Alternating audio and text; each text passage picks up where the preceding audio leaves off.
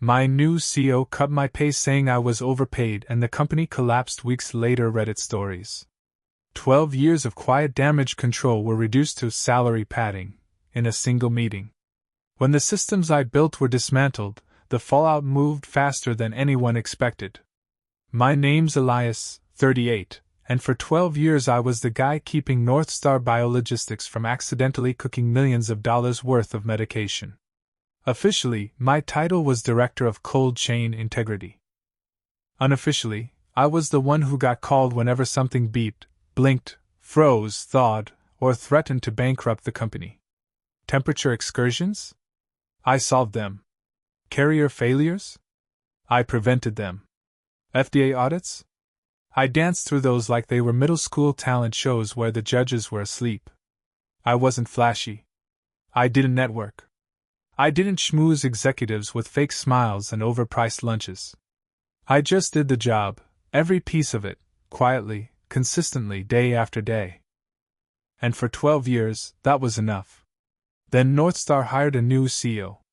Her name was Sloane Carver, and she walked into the building like an entry-level Bond villain, sleek black suit, perfect hair, a smile that said, "I'm about to ruin somebody's life, and statistically it's probably yours."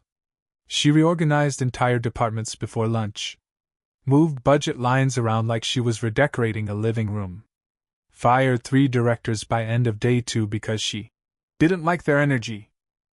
By week 3, she sent me an invitation, no, an instruction, to meet at 7:40 a.m. sharp.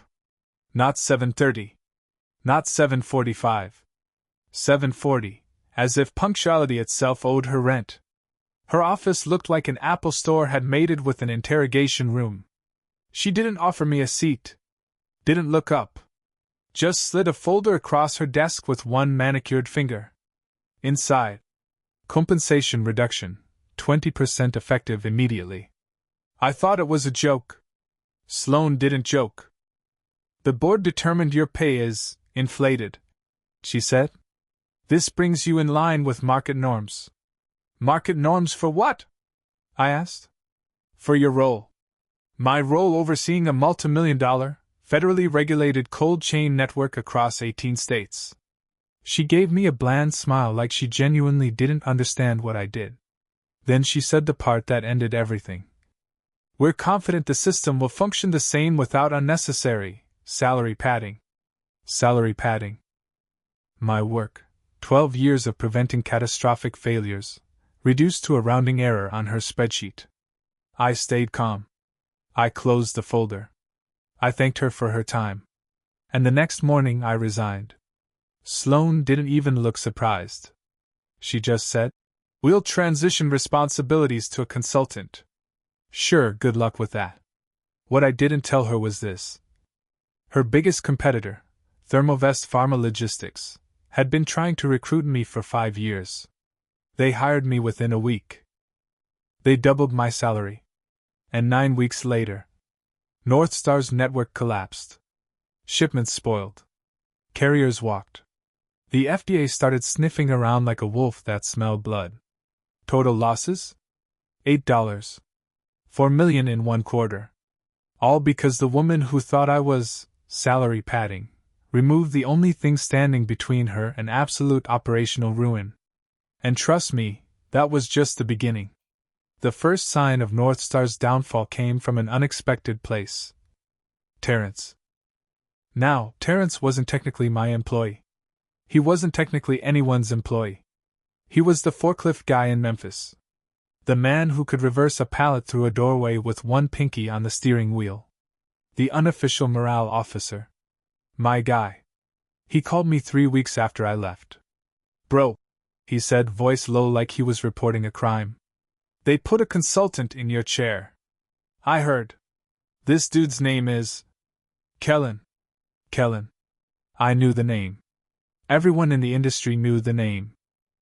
He was the consultant you hired when you wanted to cut costs, but didn't care who bled out in the process.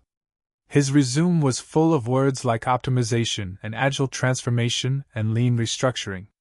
His real resume? 2 companies with FDA warning letters. 1 lawsuit. A cold chain meltdown so severe the CDC used it in training slides. What's he changing? I asked, already bracing myself. Terrence inhaled sharply. Everything. Literally every system with your name on it. My whole monitoring architecture? Gone. The predictive routing matrix? Gone. The carrier priority tiers? Gone, he said. Then quietly, he said your protocols were too expensive. Too expensive. Chewing gum is too expensive if you don't understand why it matters. Okay, I said slowly. What happened next? Terrence actually laughed. A tired, broken laugh that said he'd given up on trying to stop the dumpster fire. Well, he said, remember how your system had 3 parallel backups for refrigeration failure alerts? Yes. And remember how Kellen said that was redundant? Yes. He cut all but one.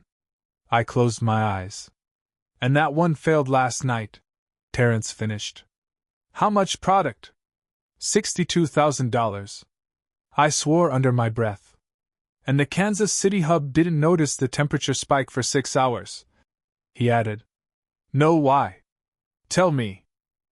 Because the single alert system routed notifications to an inbox that no one monitors overnight. I pinched the bridge of my nose. Tell me they didn't blame the equipment. Oh, Terrence said. They absolutely blamed the equipment. The equipment was fine. The system wasn't. By week 5 of my absence, Polaris wasn't just cracking. It was hemorrhaging. I didn't learn this from Terrence alone. My inbox started filling with messages from people I hadn't heard from in years.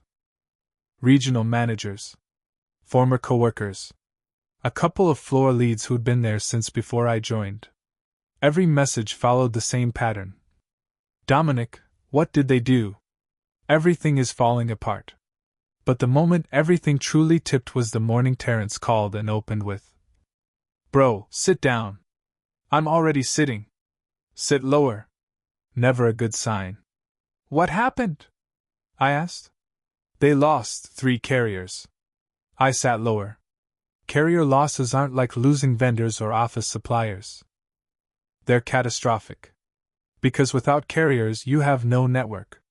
No pickups, no runs, no deliveries, no chain of custody. What do you mean lost? As in, Terrence said, they terminated contracts with Polaris. Effective immediately. I blinked. You're telling me 3 carriers walked at the same time? Oh no, he corrected. The 3 big ones. The ones who handle 50% of our lanes. That punched through my ribcage. Why did they walk? You ready for this? Terrence asked. Because it's the stupidest thing I've ever heard. Hit me. Kellen changed the route consolidation model. My stomach sank. That model had taken me years to perfect. He did what exactly? He stacked all deliveries from 5 states into one overnight window. Didn't stagger them. Didn't account for refrigeration load. Didn't factor in driver limits. Didn't adjust for urban bottlenecks. And the carriers got hammered with delays, fines, overtime violations, and 3 separate equipment failures because the reefer loads exceeded thermal capacity. I closed my eyes. Let me guess. Kellen blamed them. Oh yeah, Terrence said bitterly. Filed complaints saying the carriers were underperforming and unreliable. They responded by faxing, a formal termination notice. Fax. That was how you knew they were angry. Only furious vendors still used fax. And then, Terrence continued, the smaller carriers followed them out the door like rats fleeing a burning Walmart. I pressed my fingers against my temples. How many are left? Barely enough to run a single region, he said. And the hospital networks are already threatening to walk. I froze. Hospitals don't threaten. Hospitals warn. If hospitals walk. If pharmaceutical manufacturers walk. Polaris doesn't limp. Polaris dies. So, Terrence said slowly. You were saying something about how things usually take 12 weeks to fall apart without your systems. Yes. Bro, it's been 9. 9 weeks. 9. That was the turning point. The moment I knew Polaris wasn't just struggling, it was spiraling into a full-blown operational death dive. I wasn't there to stop it. And they had no one who understood the machinery well enough to pull the nose up. By week 6, Polaris wasn't just staggering. It was on fire, flailing, and running into walls while pretending everything was fine. And then it happened. The event every cold chain professional has nightmares about. The kind of catastrophic failure that takes years to recover from, if you recover at all. It started with a text from Terrence at 5:14 a.m. Just 3 words. It happened! Call. My stomach dropped. I called immediately. He answered on the first ring, sounding like someone who aged 10 years overnight. Dom, the Phoenix hub went down. I stopped breathing. Down? I asked. Down how? Power outage. Backup generators failed. Every single one. No. No way.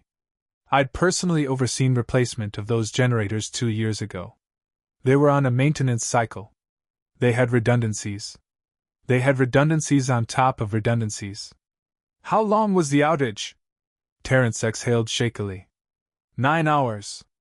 9 hours. I felt my pulse in my throat. What was stored there? I asked, though part of me didn't want to know. He swallowed. Biologics. Oncology meds. Autoimmune therapies. Temperature-sensitive vaccines. How many pallets? 123. Silence. We both did the math. Roughly $4. 5 million in product, destroyed. But the money wasn't the worst part. The worst part was this. Those shipments were destined for hospital networks that needed them yesterday. Cancer patients. Children with compromised immune systems. Transplant recipients who cannot miss a dose. My voice came out low. How the hell did generators fail across the board? Terrence hesitated. Then he said the thing that confirmed everything I feared. Kellen cut the maintenance contract. My jaw clenched. He what? He said they were unnecessary costs. Duplicate oversight. He outsourced emergency generator servicing to some budget company that didn't understand cold chain requirements. When the power went out, the generators kicked on, then overheated. All of them. All I could say was, Jesus Christ. And, Terrence added, the backup temperature monitoring alerts never triggered either. Because Kellen had turned them off too. To streamline costs. It got worse. A lot worse. Within 12 hours, 3 hospitals moved Polaris to critical incident status. One halted all incoming orders. Another declared intent to terminate. FDA compliance officers were notified. And a national carrier froze Polaris pickups pending investigation. Victoria? She blamed. Unforeseen mechanical failures. And regional disruptions. But the industry wasn't stupid. Everyone knew. Everyone. The network had collapsed. The house of cards Garrett built wasn't just flimsy, it was soaked in gasoline and sitting next to a bonfire. Terrence called again that afternoon. They brought in outside consultants. Again. Emergency task force. Victoria's freaking out. Owen looks like he hasn't slept in a week. Garrett's blaming everyone but himself. And the board? I asked. Dom, people are whispering bankruptcy. I leaned back in my chair. 9 weeks. It took Polaris 9 weeks to obliterate itself after pushing me out. Not because I was irreplaceable, but because they replaced me with incompetence. And then, just when I thought things couldn't get any more surreal, Owen called me. The CFO. The same man who sat next to Victoria while she cut my salary and told me there was upside potential. His voice was tight, desperate. Dominic, we need help. That was the moment the explosion stopped being theoretical and became personal. Owen didn't sound like a CFO when he called me. He sounded like a man standing on a sinking ship, trying to plug holes with his bare hands and losing fingers in the process. Dominic, he said, I know things ended abruptly, but we're facing challenges that require urgent expertise. We were hoping you might consider. I cut him off gently. Consider what, exactly? A consulting arrangement, he said quickly. Too quickly. Short term. High compensation. Extremely high. We need you to help stabilize operations and re-establish compliance. The silence on my end stretched. Not because I was thinking. Because I was savoring the irony. You want me to come back, I said, and fix the systems you destroyed. Not destroyed. Owen rushed. Merely, modified. Modified, I repeated. Like uninstalling critical alert systems? Or removing the redundancy protocols? Or halting generator maintenance? He swallowed so loudly the phone picked it up. That's part of what we need your help addressing. I leaned back, letting the moment settle. Owen, I said calmly, you cut my salary by 20%. Eliminated my position. Forced me out. Then replaced me with someone who didn't understand the difference between dry ice and wet ice. That wasn't my decision, he said. Did you object? Silence. Dom, he said finally, dropping the corporate tone. Please. We're hemorrhaging business. We lost 6 carriers. 3 hospital networks. The FDA is investigating. We need someone who knows the system. I know. And? He asked hopefully.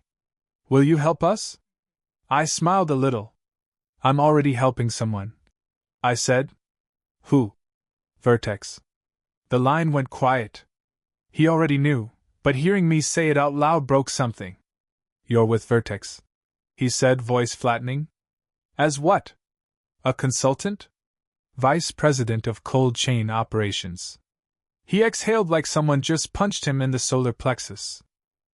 That's not good for us. It's not, I agreed. Dominic, he said quietly, if you won't come back, can you at least advise us? Off the record? Just tell me where the worst structural failures are. He didn't mean operations. He meant where the bodies were buried. Where the hidden compliance risks lived. Where the decisions Garrett made would cause the next explosion. I could have told him. I knew exactly where the next failures were coming. But I also knew something else. Polaris didn't collapse because I left. Polaris collapsed because leadership decided to make decisions without understanding the terrain. They fired the mapmaker and replaced him with someone who couldn't read a compass. I wasn't going to save them from themselves.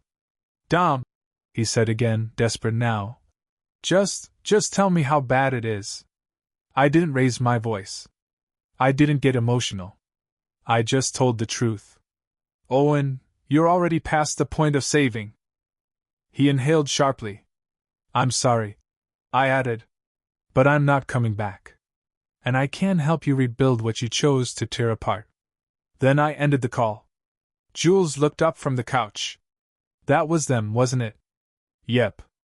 What did they want? For me to rescue the ship. And? She asked. I let it sink. She nodded once. Good. That night Danny texted me. Dude.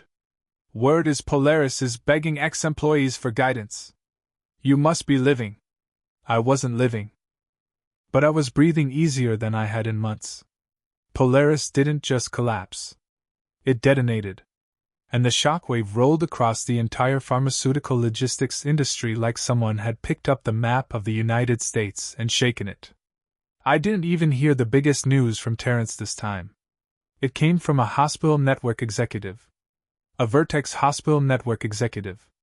Monday morning, 7:42 a.m.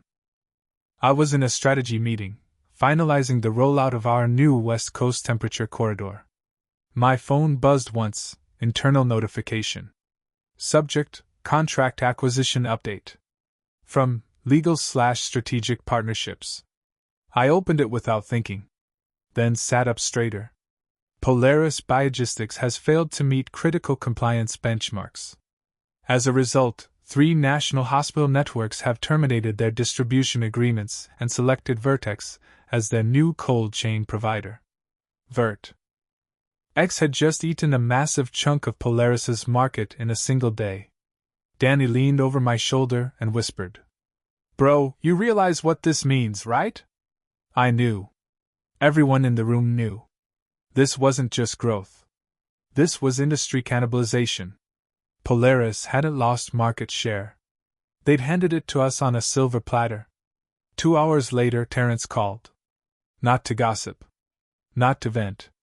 To confirm the rumors. "Dom," he said, "it's worse than we thought.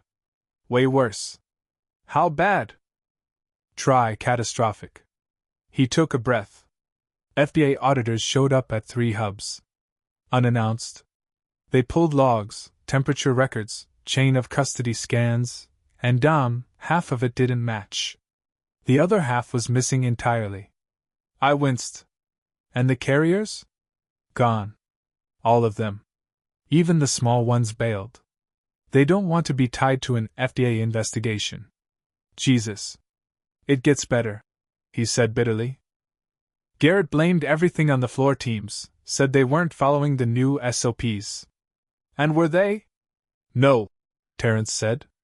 Because the SOPs literally contradicted FDA requirements. There it was. The death blow.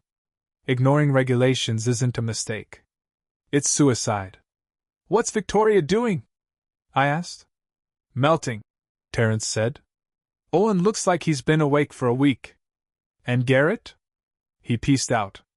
Turned in his badge and walked out the door. Of course he did. "Oh, and one more thing," Terrence added.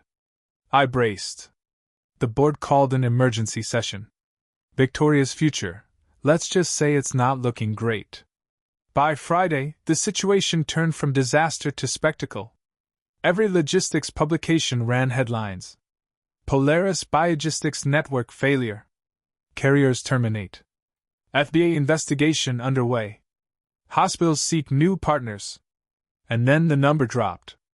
The one that made my jaw clench even though I wasn't surprised. $8. $4 million in operational losses. In 9 weeks. Jules saw me staring at the article on my laptop that night. "You okay?" she asked. I nodded slowly. "It's just strange," I said.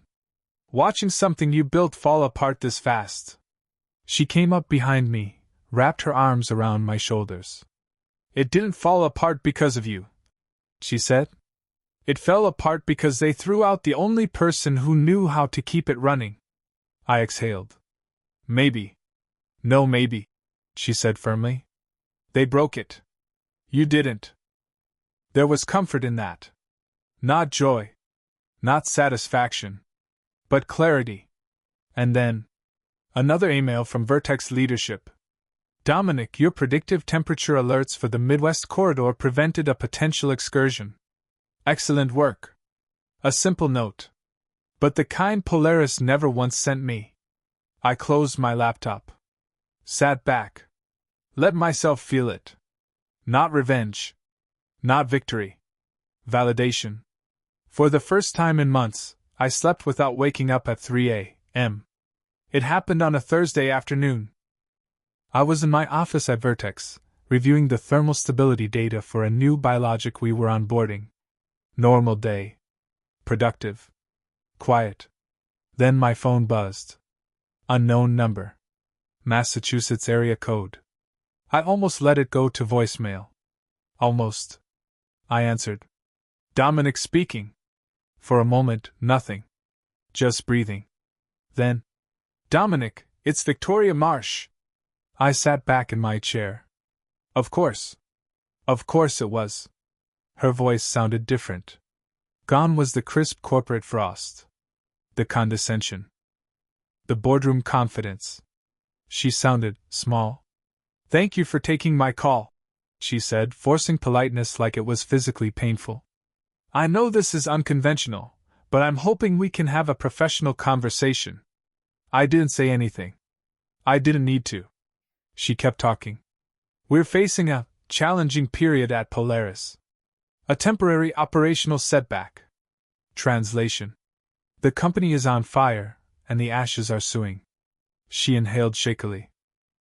I'd like to discuss the possibility of you returning. In a senior leadership role.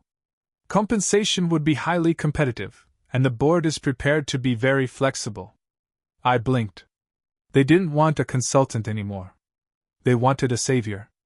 And the woman who cut my salary by 20%.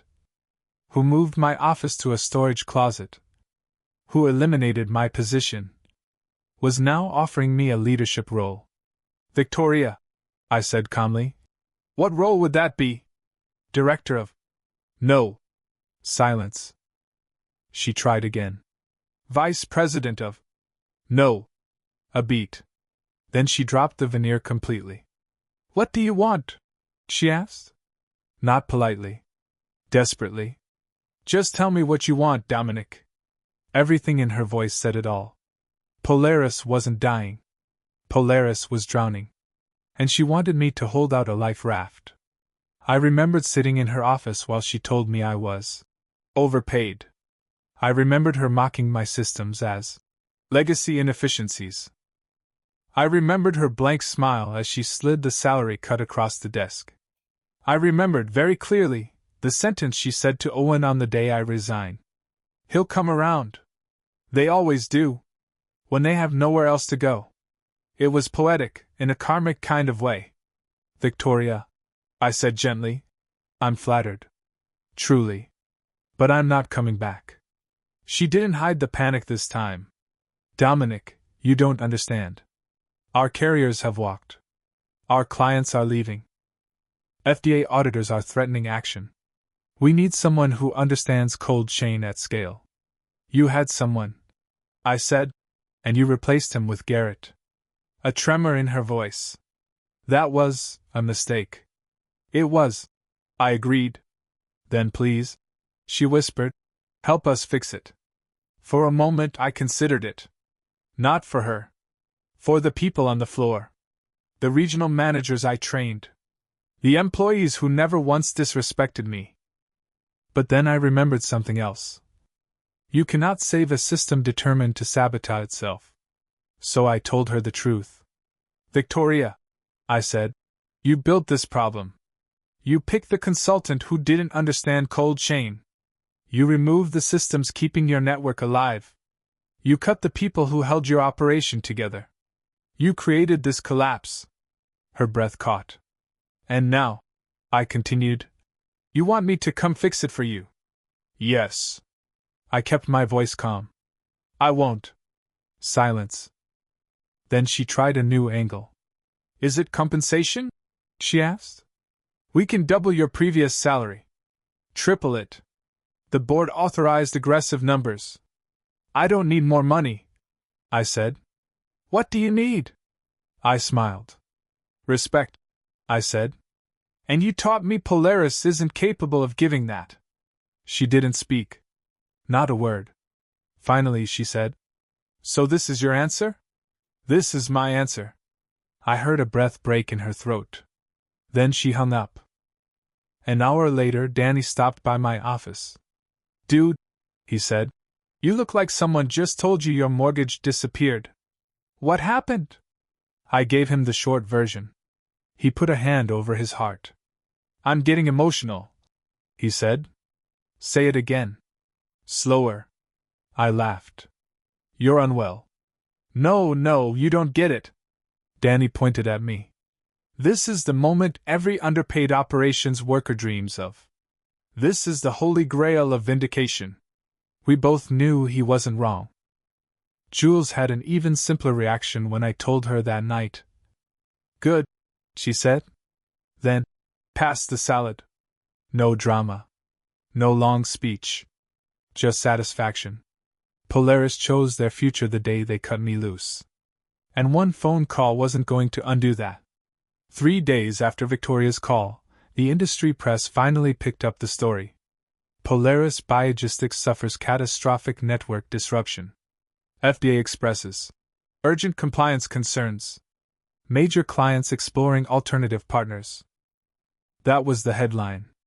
If you know anything about pharma logistics, you know headlines like that don't appear unless something has gone horribly, historically wrong. Those words mean someone's about to get fired, someone's about to get sued, and someone's about to pretend they always hated the consultant whose ideas caused the disaster. Terrence called me that night. Not from his cell. From his wife's. He didn't even say hello. He just whispered, "They're panicking, Dom." Like, evacuating a ship kind of panic. What happened now? You know the Southwest region? The Phoenix Hub? I sat up straighter. The Phoenix Hub was the overheating risk I'd warned them about every year. Yeah? Garrett, shut off the stabilized storage corridor. I blinked. That corridor handles almost all the heat-sensitive biologics for the Western network. Yep. Why the hell would anyone shut that off? He said the cooling units were energy inefficient. I rubbed my face. Terrence, shutting that corridor down requires physically overriding the safety lockout. I know, he said. We watched him do it. And nobody stopped him? He said Victoria approved the initiative and anyone who resisted was opposed to modernization. Dom, it took 4 hours before anyone noticed the temperature climb. My jaw clenched. That entire inventory must be trashed. Not must be, Terrence said. Has been. How much lost? You sitting? Just tell me. Between Phoenix and the overflow in Vegas, roughly $2, 6 million. I leaned back and stared at the ceiling, feeling a strange mix of dread and inevitability. And that's not the worst part, Terrence said. How could it possibly be worse? The FDA is sending an emergency inspection team. That did it. Not a routine audit. Not a compliance review. Emergency inspection means someone is in deep regulatory trouble. Someone's getting shut down. Someone's losing licenses. Terrence exhaled shakily. Dom, they're screwed. And they know they're screwed. Victoria is throwing everyone under the bus faster than she can find people to accuse. Of what? Of not hitting her impossible KPIs. Of misinterpreting Garrett's directives. Of failing to document protocols she ordered removed. I closed my eyes. And Garrett? He quit. Just packed up, said this environment lacks strategic vision, and bailed. Of course he did.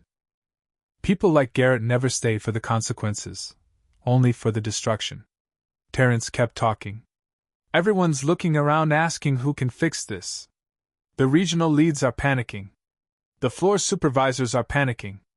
Half the managers are job hunting. The other half are waiting for severance packages.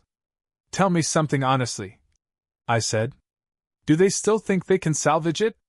Terrence laughed. Not a funny laugh. A hollow one. Dom, they're trying to duct tape a plane together during a free fall. Silence stretched. Then he said the part that hit hardest. You were the only one who understood how the pieces fit. And they treated you like you were furniture. I didn't say anything. He was right. Polaris didn't just fire an operations director. They removed the skeleton from the body and were shocked the thing stopped standing. Terrence inhaled. I'm updating my resume tonight, he said. But I'm not leaving until I get all my people placed somewhere safe. I owe them that. That was Terrence for you, loyal to the end. I admired him more than he knew. Before hanging up, he said quietly. They're going to call you again. Maybe not Victoria, but someone will. The board. An investor. A crisis consultant. Someone. I'm still not going back, I said. I know, he replied. Just brace yourself. Because now Polaris wasn't just collapsing. It was looking for someone to blame on the way down. Terrence wasn't wrong. 4 days after the Phoenix disaster, my phone lit up again. This time, the caller ID didn't say unknown number. It said, Polaris Board Office. I stared at it for a moment, debating whether the entertainment value was worth the irritation. Curiosity won. Dominic speaking. A man's voice answered, older, smooth, expensive. Mr. Rosario. Thank you for taking my call. My name is Daniel Rourke. I'm chair of the Polaris board. He spoke like someone who'd spent his entire career convinced the universe would rearrange itself to accommodate him. I didn't bother returning the politeness. What can I do for you, Mr. Rourke? He exhaled dramatically, as if he were the one being inconvenienced. I'll be frank. We are aware of significant operational instability within our network. Significant. Like calling the Titanic a buoyancy challenge. He continued, we have reason to believe these issues stem not from systemic flaws, but from improper implementation of recent strategic initiatives. Translation. Everything is on fire and they've finally realized the arsonist wore a consultant badge. I see, I said. And how does this involve me? Your departure, he said, created an unexpected vacuum. One we underestimated. Unexpected.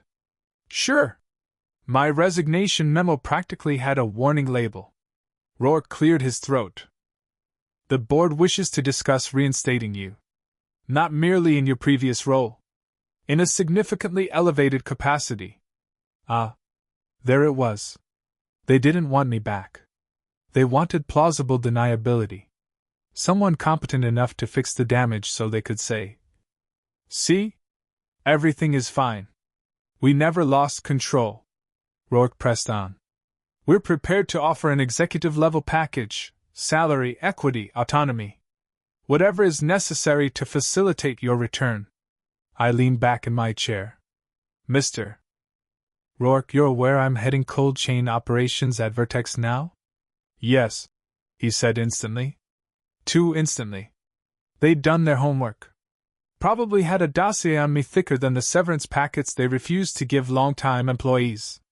We respect your new position, he said. Truly.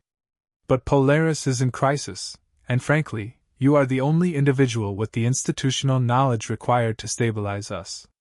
Institutional knowledge. The phrase every board loves when they exploit it. The phrase every board hates when they realize they no longer have it. Let me ask you something, I said. Before my salary cut, did anyone on the board review the decision? A beat. We were briefed that compensation adjustments were standardizing costs across divisions. And when my role was eliminated, another beat. That recommendation came from Ms. Marsh.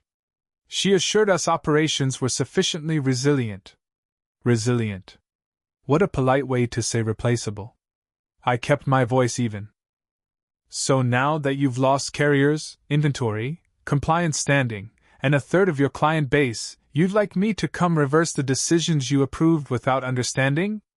He inhaled sharply. We recognize mistakes were made. Mistakes.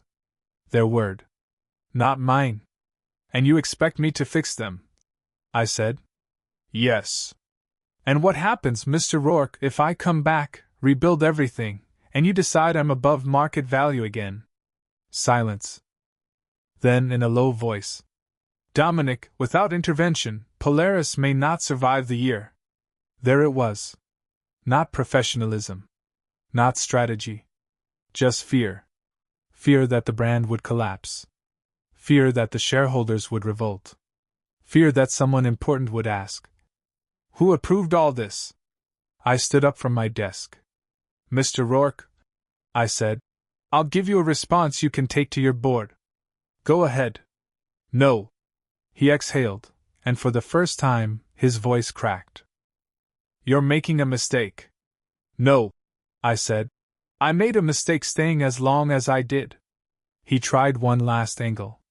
Is there truly nothing we can offer to change your mind? There is one thing, I said. He straightened. Name it. I smiled. Time. The time it will take to watch Vertex outperform you in every market you used to dominate.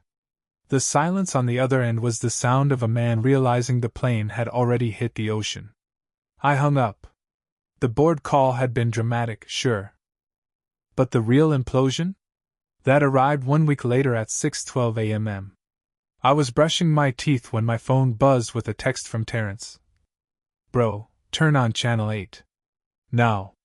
I walked into the living room, remote in hand, foam still in my mouth. And there it was. Live news coverage of a pharmaceutical supply chain failure. Not a minor one. Not a local distribution hiccup. This was the kind of segment networks only air when something has gone so catastrophically, irreversibly wrong that lawyers are already canceling their weekend plans. The anchor was doing her very serious news voice. An FDA emergency investigation is underway this morning after the loss of a critical shipment of temperature-sensitive medications affecting hospitals across 5 states. Jules walked in behind me, still half asleep. "What's going on?" I pointed at the screen. She covered her mouth. "Oh my God!" The reporter cut to footage outside a Polaris distribution center, one I used to manage remotely. Emergency response vehicles. Reporters clustered behind barricades. Polaris employees moving around like people trying to hide the fact that they were definitely, absolutely in deep trouble. The reporter continued. "Sources tell us the temperature monitoring system at the facility failed sometime overnight, resulting in significant spoilage of high-value pharmaceuticals. Early estimates placed the loss at over." She pressed her hand to her earpiece. Yes, we're getting an update." Another pause. Then, "Early estimates placed the loss at over $3.9 million. I didn't react. Not outwardly. Inside? It felt like watching a building collapse in slow motion, one I had warned everyone, repeatedly, would collapse if they removed the supports. Jules sat next to me. This is what you were preventing all those years, isn't it?" I nodded. She whispered. "And they cut your pay." The TV switched to a statement from an FDA spokesperson. Cold, clipped, terrifying. "We are examining multiple potential causes, including recent procedural changes and apparent gaps in standard safety protocols." Translation. Someone is getting sued. Someone is getting fired. Someone may end up facing federal penalties. Then came the kicker. Sources inside Polaris Biogistics described the environment as chaotic, mismanaged, and driven by inexperienced leadership decisions. My phone rang. "Terrence." I answered. "You seeing this?" he asked, breathless. "Yeah. It wasn't just the monitoring system," he said. "The carriers were gone. Nobody could secure backup transport. The new procedures Garrett forced to cut half the escalation chain you built. How bad is it internally?" Terrence exhaled the way people do when they're staring into the abyss. "It's over, Dom. Like, actually over. People are quitting mid-shift. 3 managers walked out last night. Corporate is sending mass emails telling everyone to remain calm and committed to our mission." "That's how you know it's over," I said. "Oh, it gets worse." "How?" "Victoria resigned this morning. Effective immediately." I blinked. "What?" "Yup. Email went out at 5:17 a.m. No explanation. No farewell message. Just gone. Board pushed her off the cliff." I leaned back into the couch. "And Garrett?" Terrence laughed so hard he almost choked. He deleted his Polaris email account and LinkedIn profile. Man evaporated from the industry like a guilty raccoon running from a porch light. God. It was all happening exactly the way every disaster model I'd ever built said it would. Except now? There was nobody to stop the bleeding. Terrence sighed. "Dom, I'm not calling to gossip. I know. I'm calling to say thank you," he said. "Not for leaving. For teaching us everything you did before you left. Because without that groundwork, the losses today would have been 3 times worse." I didn't know what to say. Then he added softly, "They deserved what they got. But the rest of us wouldn't have survived without you." We hung up. I stared at the blank TV screen for a long time. Not rejoicing. Not gloating. Just breathing. Polaris didn't fall because I left. Polaris fell because leadership believed the system ran itself. They forgot the truth. Cold chain only works when the people who understand it are allowed to protect it. And today, the world finally saw what happens when they're not. Hospitals cut ties. Carriers never came back. The board blamed market volatility. But everyone in the industry knew the truth. They'd removed the one person keeping the whole system alive. Vertex grew. My team thrived. Jules and I finally slept without fear. Sometimes I drove past Polaris's old headquarters. Dark windows. Empty lot. Not victory. Not revenge. Just proof. They were wrong about my value. And I was right to walk away.